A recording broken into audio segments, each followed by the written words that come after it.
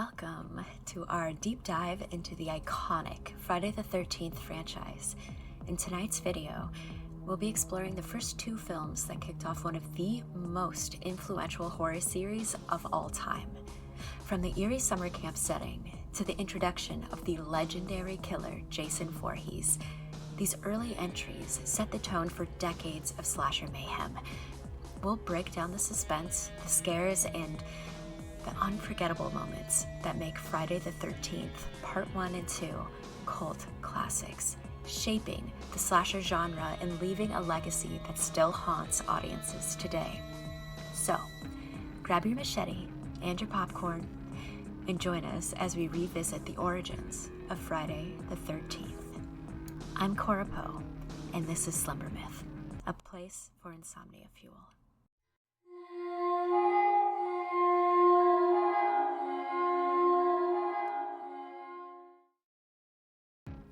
We're going to start off with a little summarization of the last two movies. So I'll tell you right now, if you haven't seen them, stop what you're doing and go watch them, because the next several minutes are all spoilers. In Friday the 13th Part 1, famously, we never see any part of the killer except when Annie, the adorable spunky hitchhiker intended to be the cook for the kids at Camp Crystal Lake, is killed when she takes a ride from the wrong person. Don't hitchhike, kids. It's fucking dangerous. The only look we get of the killer is that they're in a Jeep, they're wearing a flannel and bell-bottom jeans, which in the year 1980 could literally mean anybody. The next person to die is our sweet beloved Kevin Bacon. He dies next because he and his lady friend just had sex, so naturally he had to go, and he is taken with an arrow through the throat, up through the bunk on which he is laying. Post-coital bliss interrupted by death. Mwah, gorgeous. Next is his lady friend Marcy, and she gets a lovely axe to the face, followed by Brenda.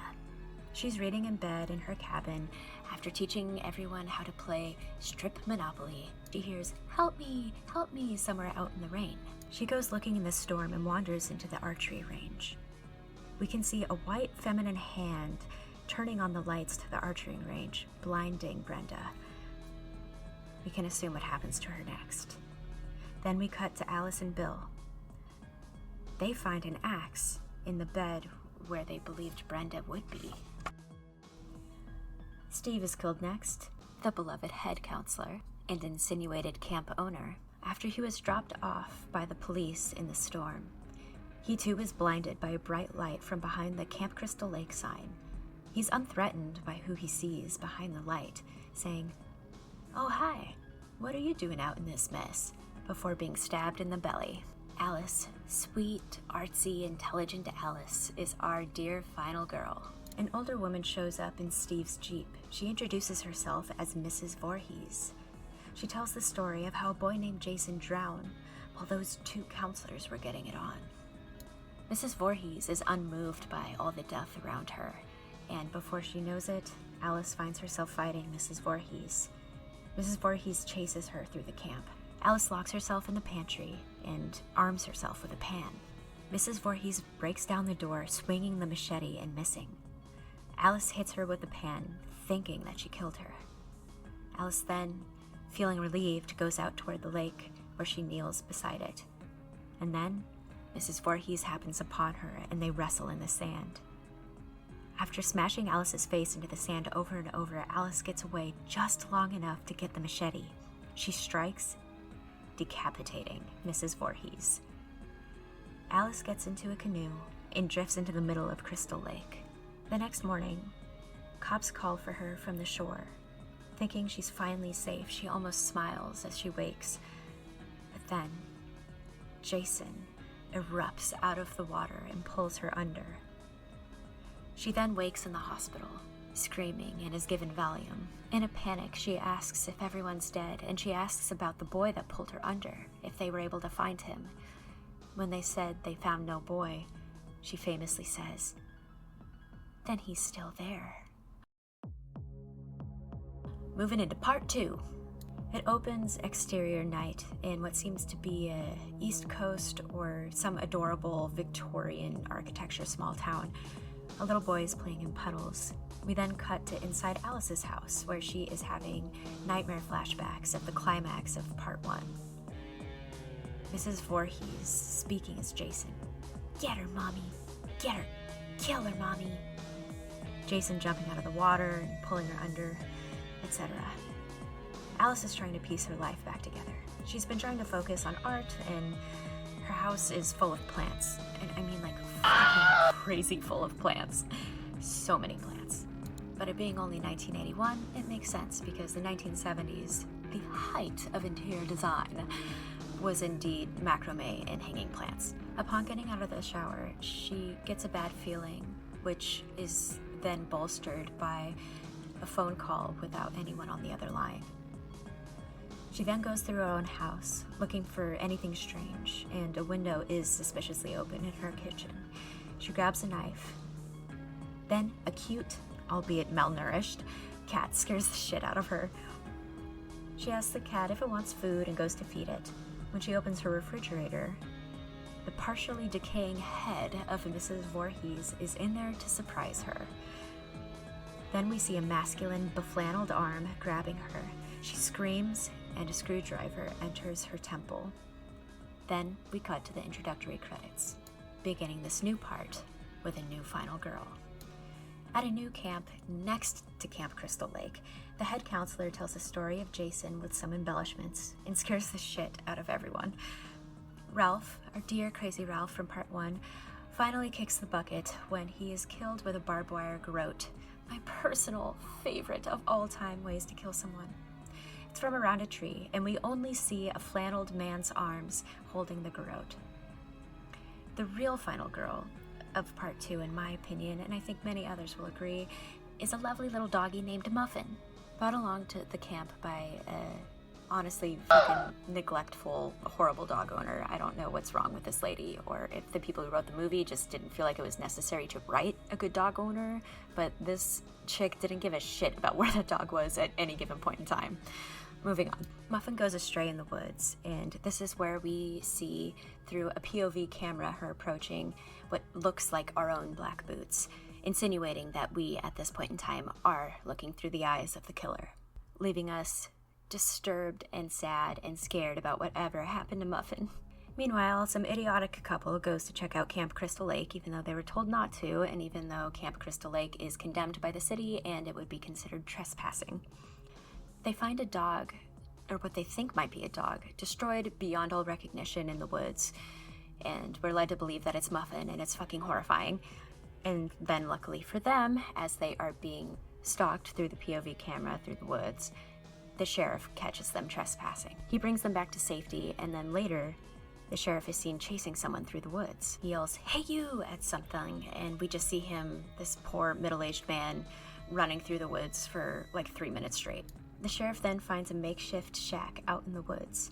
The killer sneaks up on him and kills him by hitting him in the back of the head with the back of a hammer.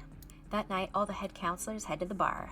Back at the campsite, Vicky makes some moves on Mark, the hottie in the wheelchair. When he consents to her sexual proposition, she heads off to her own cabin to get ready. He goes in pursuit of her, but does not find her. Instead, he finds a machete to the face and is pushed down a gratuitously long outdoor staircase. Sweet Vicky then goes looking for Mark, and she finds Sandra and Jeff dead. Jason is under the covers with Sandra's body, and when he flips the covers over and bursts out at Vicky, we get our first good look at him. A dirty, flanneled man in muddy pants and black boots, wearing a sack over his head, with one eye hole carved in it. Head counselors Paul and Jenny return from the bar to find empty cabins with blood. Jason is there. He wrestles with Paul and takes him down. Then Jason goes after Jenny. Jenny is part 2's final girl, and this is demonstrated from the very beginning with her spunk and intelligence, and a particular emphasis on her appreciation for child psychology. He chases Jenny into the shack. Paul, surviving, then there wrestles him again. Jenny machetes him just in time, and then she removes his mask. We don't get to see his face, but we do get to see their reactions. It's not good. Finally feeling safe, Paul and Jenny hole up in one of the cabins. Jenny is terrified when she hears scuffling outside. She and Paul ready themselves to attack again. Paul swings open the door, ready to attack. Muffin lives! It's Muffin, you guys. Just then, Jason breaks through the window and grabs Jenny. It's in slow motion so that we can all see his face. And let me just say that the prosthetics, the special effects in this is so good. Oh, I love it so much. Special shout outs to those artists in just a little bit. From there, we cut to morning, and it's just Jenny being brought to the hospital. And then it cuts back to the woods, presumably into Jason's makeshift shack, where on an altar of rocks and moss and candles is his mother's continually decaying head. Great. Now that we're all recapped, I'm gonna give you some pretty inside knowledge about part 1 and 2 that not everybody knows except maybe the cast and crew, their families, and Joe Bob Briggs. Friday the 13th part 1 was filmed in Nobobosco, which is really just North Bergen Town Boy Scout Camp in Northwest New Jersey. Yeah, that's the town that's across the Hudson River from New York City. Sean Cunningham from Westport, Connecticut, had them film on location at a nice little place called Sand Pond there in Nobobosco. They had a $550,000 budget, which in turn, they made $70 million worldwide box office.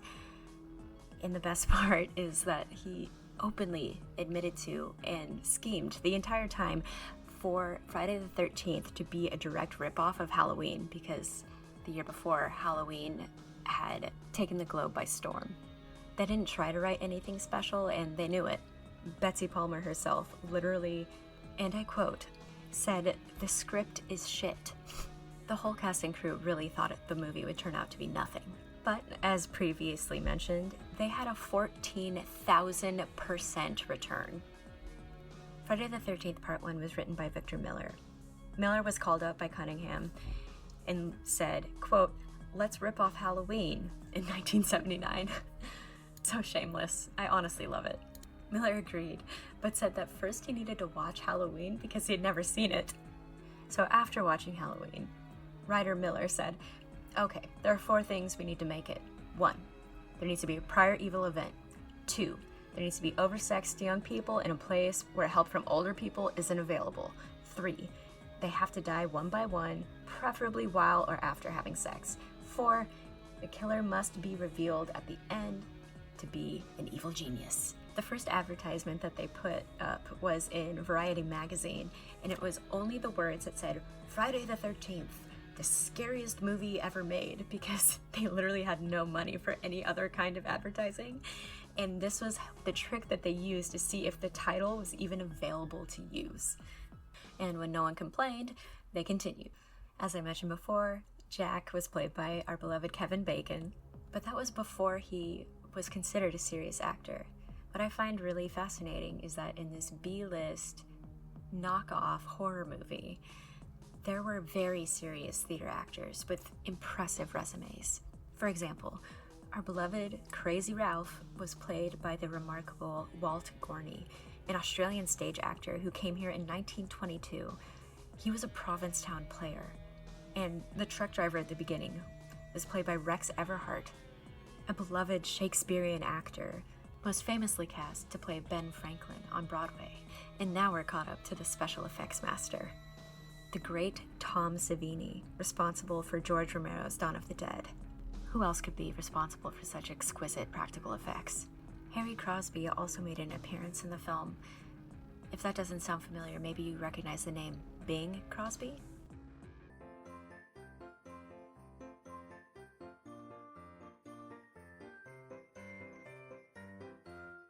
It goes without saying that the Chekhov principle was used religiously throughout both films, and that is, if you show the gun, you must use the gun.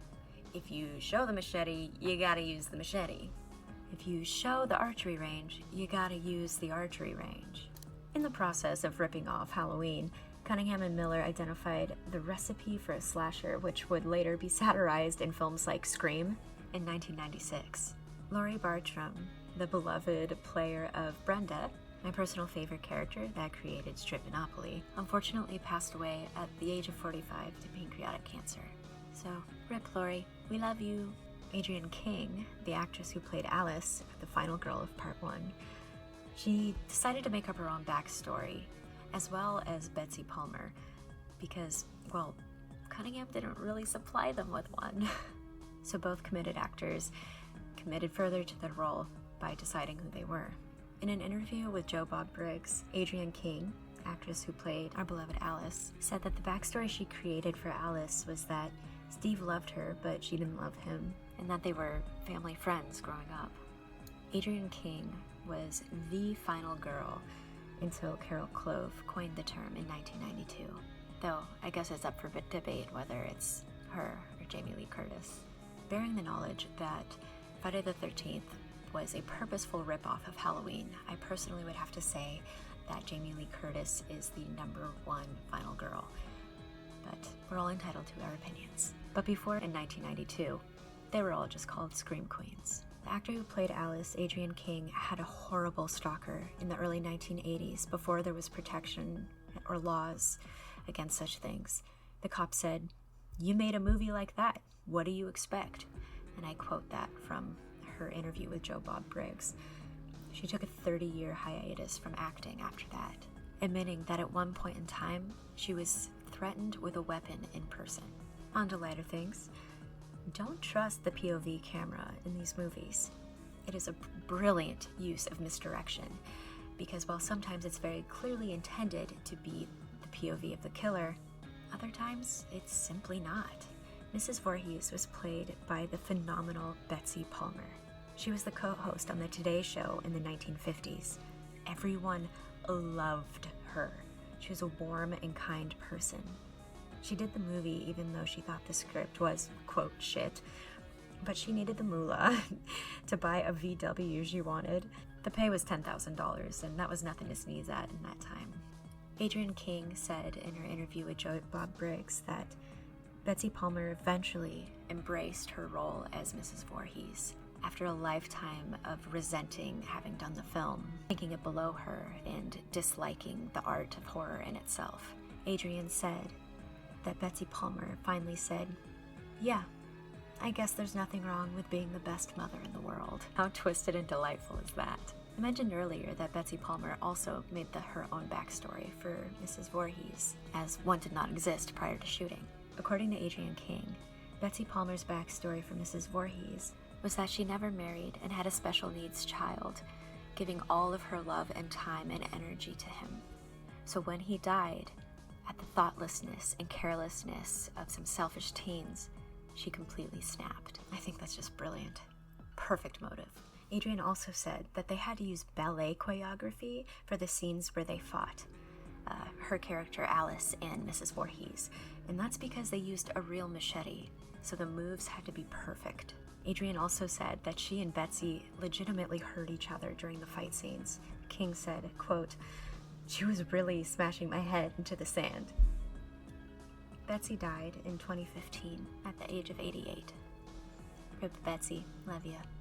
Miller unintentionally made one of the most feminist choices in all of slasher history, because the weight and gravity of the horrifying, mysterious villain ending up being what we would all recognize as Mom is jarring and feminist as fuck. Moving on to part 2. That is what we call the Harry Madridini signature. He is the composer of that there sound and is famous forever because of it. He has plenty of other recognizable and lovely works, but we all know what our favorite is.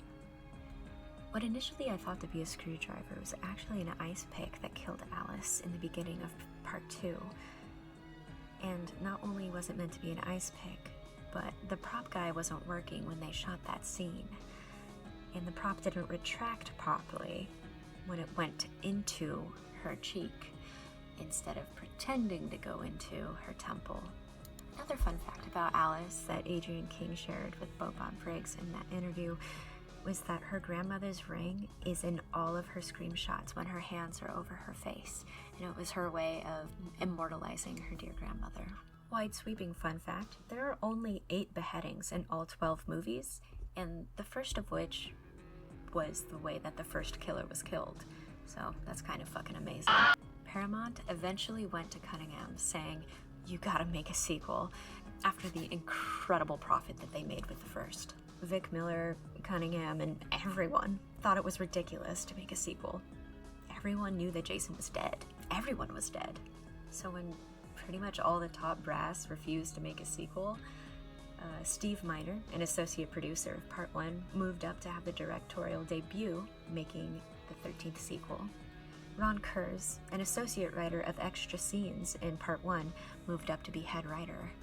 And Carl Fullerton, known for his practical effects and Saturday Night Live for making the Coneheads, took over the special effects. And it was here in Part 2 that we were introduced to Chekhov's chainsaw. If you show the chainsaw, you gotta use the chainsaw. Here in Part 2 of Friday the 13th, we finally get a full view of Jason, both with and without his mask. And the mask itself isn't the hockey mask we all think of, it's the burlap sack. He doesn't get his hockey mask until surprisingly late in the franchise, from what I remember, and I feel like that's for everybody. It's kind of strange how it works that way. Or maybe it just depends on what movies you're more a fan of, or how old you are. What do you think? When you think of Jason Voorhees, do you think of the hockey mask or the sack? Let me know in the comments. Part 2 had a huge issue with censorship from the MPAA, and a ton of Carl Fullerton's best ever special effects had to be cut for being too gnarly because of the MPAA's rating board.